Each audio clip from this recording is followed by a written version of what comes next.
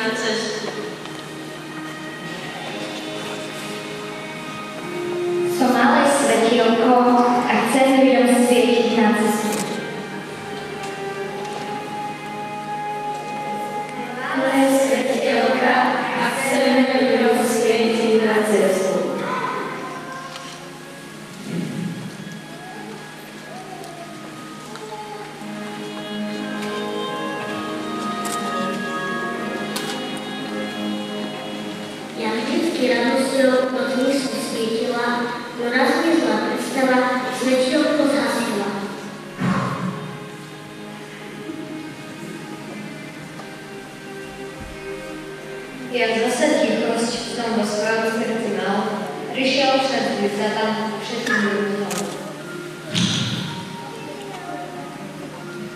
Jako odniesla som každého brata, raz mi ho zo srdca vynala sveta.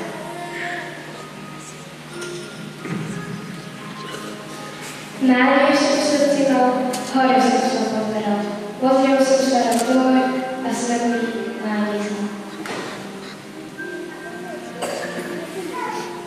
Ja zaznám svetielko v lase služba, raz ho však hasila po mláde túžba.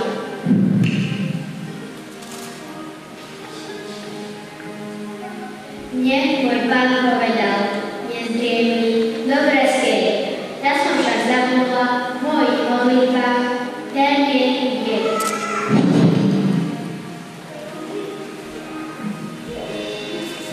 Ja som sa čistotou iným som svietila, raz som sa odrela, čistotu svietila.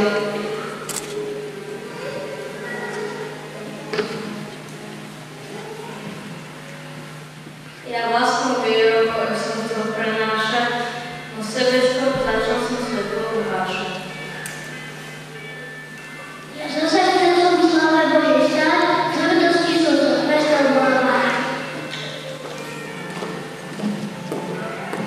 Do lásky do srdca som teda dostala, no viac seba, jak vždy som zaznamenala.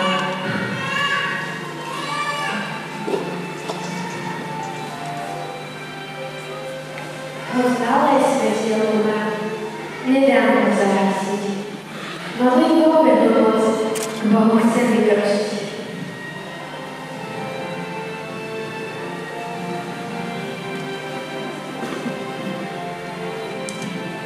Daj, Pane, múdrosti, sama by som svetlo mala, srdcia tých okolo slovo vždy zažíhala.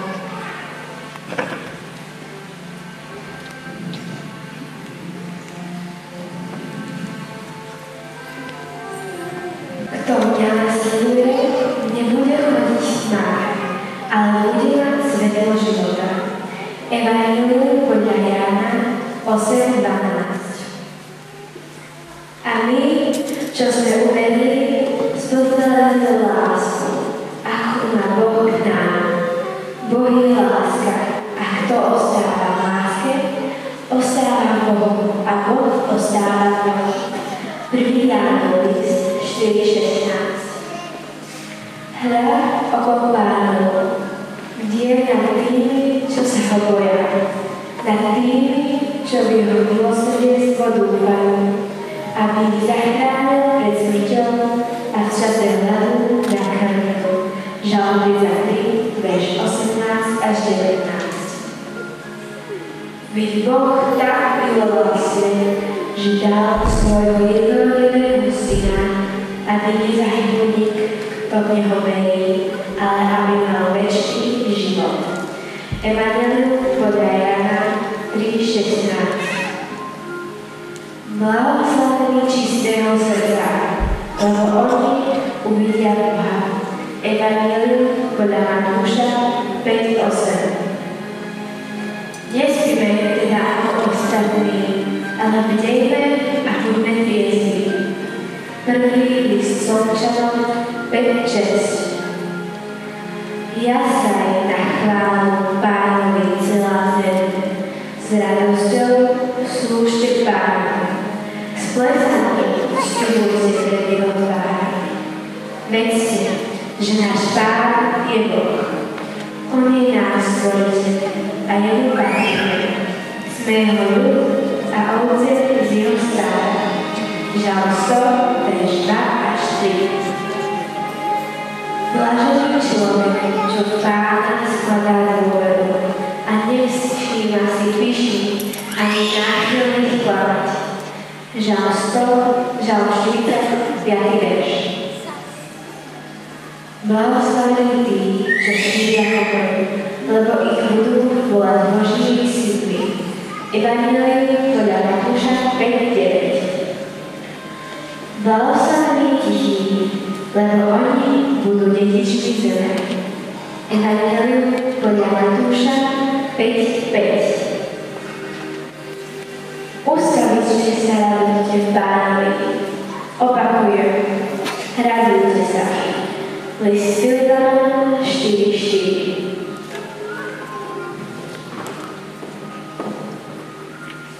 Každému, tebe, mne, Hospodin svetlo dal, aby si po svete temnotu zaháňal. Haslo ti, nesvieti, smutno ti takto žiť. Od Pána v modlitbe daj si ho rozsvietiť.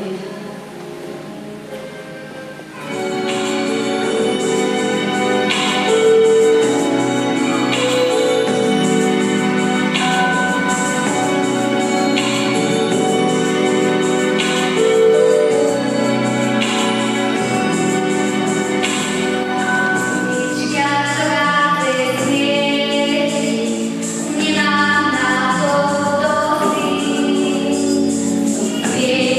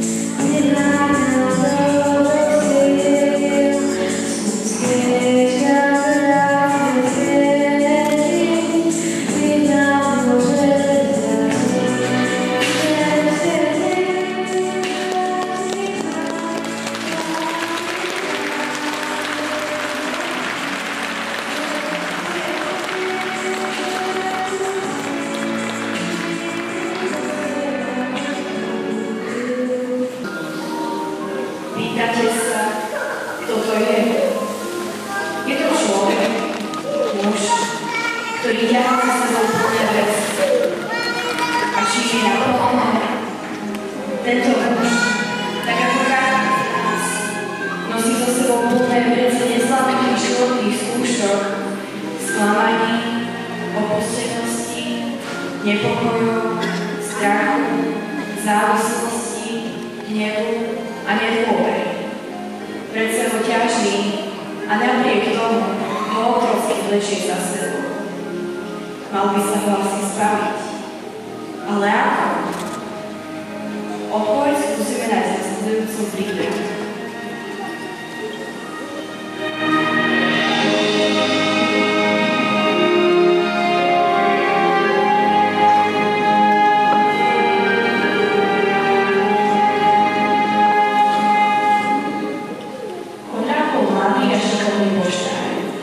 Počas celého roka našiel ľuďom listy, balíky a iné prekvapenia. Jedný prinášal radosť, iný smutok. Mal vždy veľa práce, ale hlavne na Vianoce. Teraz mu zostali už len 2 veľké balíky a jeden list. Balík mal za ne starému pánovi Midekovi do Starovica, v ktorom žil už dlhšiu dobu. On rád myslel, že pána Videka balíkom určite poteší. Dobrý deň. Priniesol som balík pre strýka Videka. Aký obrovský. Určite sa poteší. Nechcel by si mu zaniesť sám? Vedia. Pán Videk, máte balík? Dobrý deň, strýko. Vo Videčku pre vás mám. To je určite pre mňa? Nepomýlil si sa, chlapče? Nie, je určite pre vás. Je to predsa meno a adresa. Tak ho hneď aj otvorte.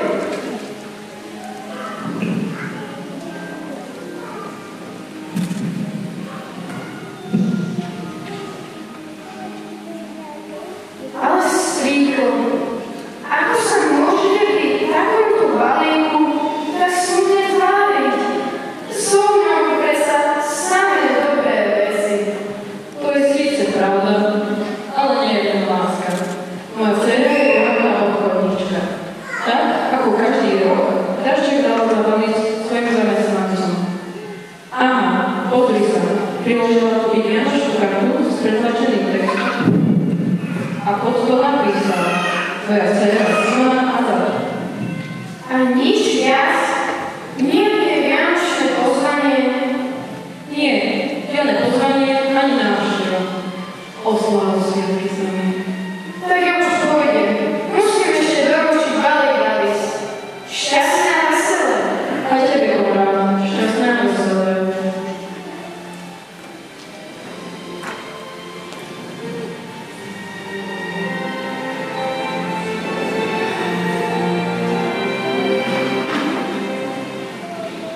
Ďalší balík musel Konrád doniesť deťom do detského domova.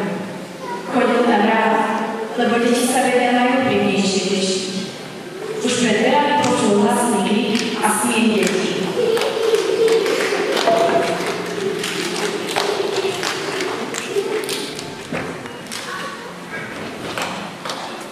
Dobrý deň. Priniesol som vám balík.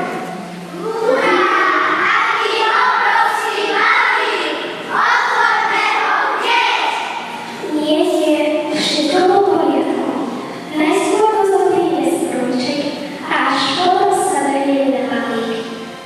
A kto nám ho vlastne poslal?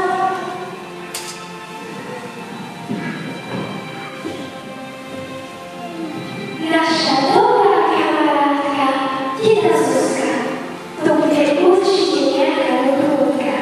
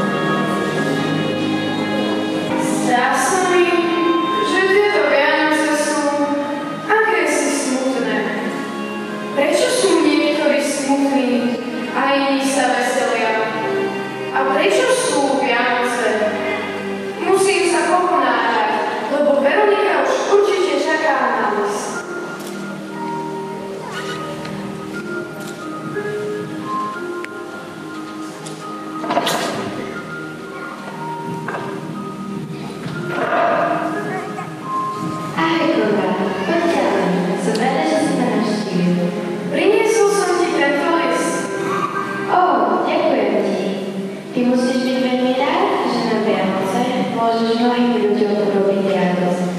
Ale ako vidím, nevyzerá, že by si sa veľmi radoval. Ty sa netešíš, že je vonku krásne a že sú Vianoce? Neteším. Ono ti to s tými Vianocami nie je také jednoduché. Niekedy mám pocit, že je to len čas, kedy sa ľudia hrajú na lepší ako sú. Ale to vôbec nie je tak, Konrad. Sedni si sem. Niečo ti o tom porozprávam. Vieš, pred 2000 rokmi sa narodilo v Betleheme malé dieťa. Jeho matka bola Mária a jeho bezpomom bol Jozef. Ježiš bol Božím synom a predsa sa narodil v chudobnej maštalke. Bol veľkým darom pre ľudí a predsa si ho mnohí nevážili a nepochopili, že prišiel pre našu záchranu. A my na Vianoce predsa oslavme jeho narodeniny. Ale prosím ťa, čo môže dať narodenie nejakého malého dieťaťa? Konrad, ale Ježiš nebol obyčajné dieťa. Boh Otec nám ho poslal ako záchranu, lebo cez neho môžeme mať stále radosť. Vieš čo, Veronika, podľa mňa sú to len prázdne reči a vôbec tomu nerozumiem. Aký zmysel má pre mňa jeho narodenie? Tak ja už pôjdem a budem rozmýšľať nad tým, čo si hovorila. Veselé Vianoce, Konrad. Prajem ti, aby si pochopil, čo znamená toto dieťa pre tvoj život a našiel zmysel Vianoc.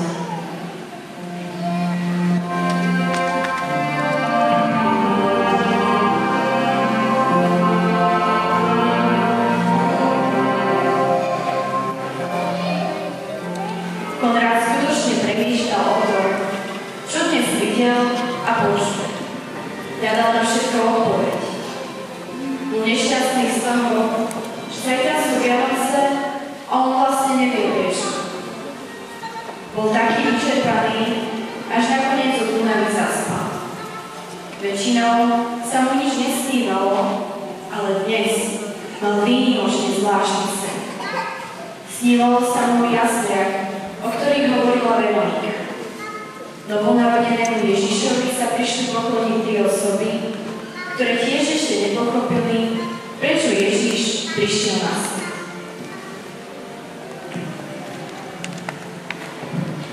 Prišiel som, priznám sa, trochu aj zo zvedavosti, no neprišiel som však na prázdno. Niečo som ti priniesol. Pre mňa to nič nie je, som podnikateľ.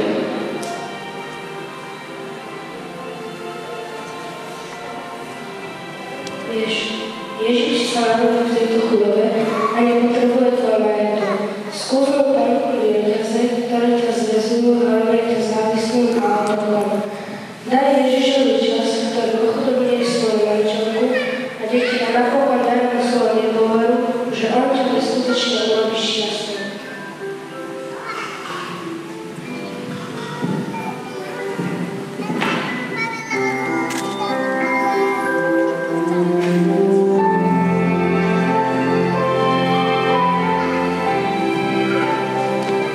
Počula som, že je tu nejaká veľká slavnosť. Dúfam, že nejdem neskoro. Stalo ma to veľa normálne. Musela som sa učesať, urobiť si make-up, namaľovať nechty a vybrať si tie správne šaty. Vyzerám dobre, nie?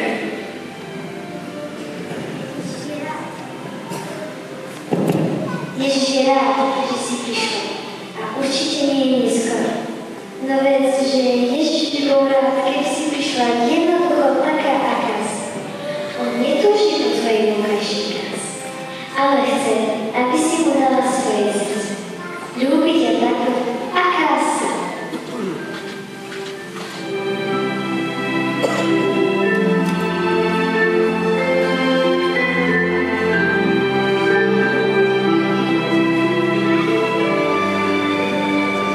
Ja som priniesla Ježiškovi drotené srdiečka. Ale kde sú? Ja sa zblázdim. Musela som ich nechať doma. Sľubujem ti však, že ti dám to najkrajšie, čo mám. Dám ti môj nový bicykel. Nie, elektrickú kolobežku. Vôbec sa nepráv nad tým, že si mi nič nepriniesla.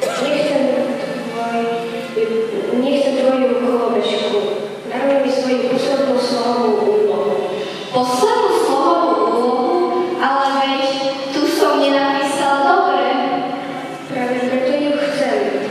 Môžeš mi dať všetko, čo nie je v tvojom živote dobré. Na to som prišiel na svet. A ešte by som chcel niečo od teba. Chcel by som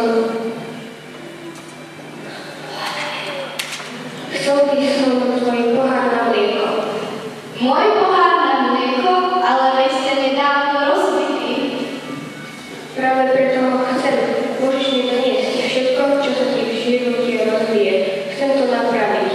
A do tretice chcel by som od teba odpoveď, ktorú si dal svojej mamičke, keď sa opýtala, ako som mohol pohár na mlieko rozbiť. Vtedy som klamala. Povedala som, že pohár sa náhodou rozbil. V skutočnosti som povedala, že som ho o zlosti rozbila o zem. Práve preto som chcel tvoju odpoveď. Môžeš mi priniesť všetko, čo je v tvojom živote zlé, nepravdivé, starovité a hlúpe. Práve preto som prišiel na svet, aby som ti odpustil, vzal ťa za ruku a ukázal ti cestu.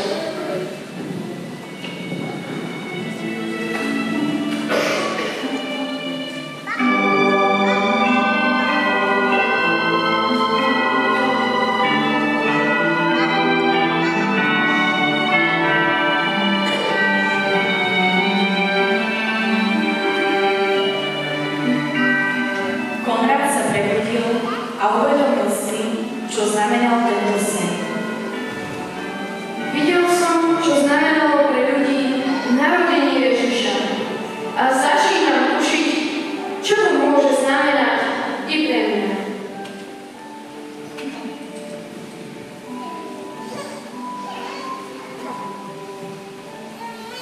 Pýtate sa, kto to je? Je to človek, muž, ktorý nesie prázdne vece, pretože všetko, čo bolo v ňom, všetko to ťažké, odovzdal Ježišovi. Už sa nemusí s tým všetkým trápiť sám.